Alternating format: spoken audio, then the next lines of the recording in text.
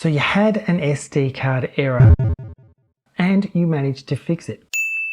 Great. However, here's one thing no one tells you. Just because it's working now doesn't mean you're safe. SD card errors can and often do come back, and when they do, they can be even worse.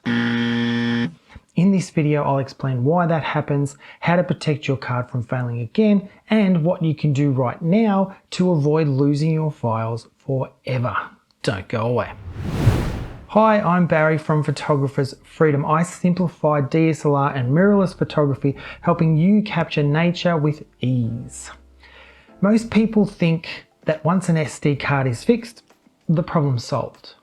But the truth is, most of the fixes you'll find online, and even the ones in my YouTube videos, are only treating the symptoms. Your SD card might still be near the end of its lifespan, formatted incorrectly, a low quality or counterfeit card, or being used in a way that's slowly killing it. I've had people tell me, hey, your fix worked, thanks. And a few weeks later, the card's corrupted again. That's because unless you change the way you use the card, the error will likely return. Let's go over the top reasons SD cards keep failing even after you've fixed them. Number one is formatting habits.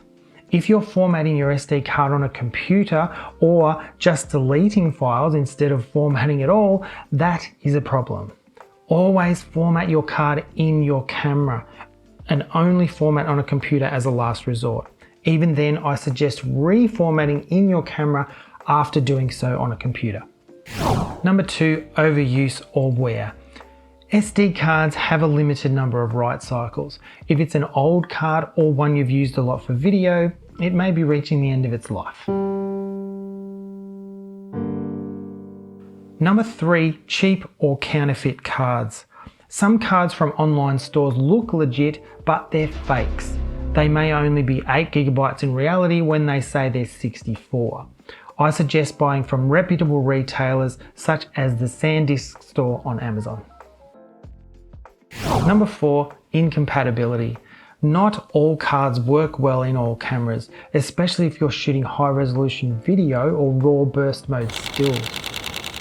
These issues are super common, but most people don't know about them until it's too late. The good news? There are a few things you can start doing today to help keep your SD card and your data safe. Tip number one is format your card in the camera every time you clear it. Now this means instead of pressing the trash button on your camera and deleting files individually, format the entire SD card in the camera after you've exported your files to a computer or external storage device. Tip two, don't use the card to full capacity. Leave 10 to 20% free space to avoid performance issues.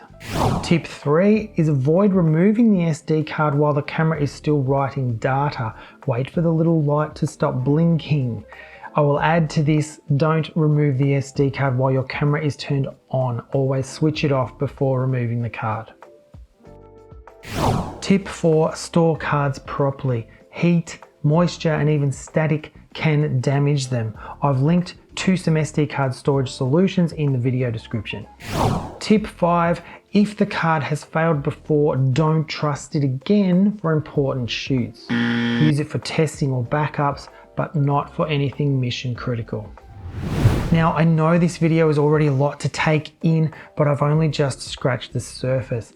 That's why I created the SD card survival guide.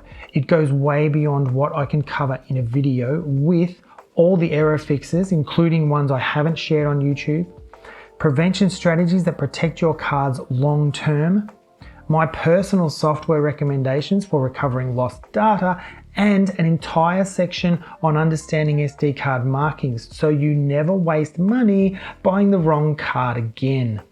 If you've ever lost photos or want to make sure it doesn't happen again, I really recommend you check it out. I've put a link in the video description and a pinned comment.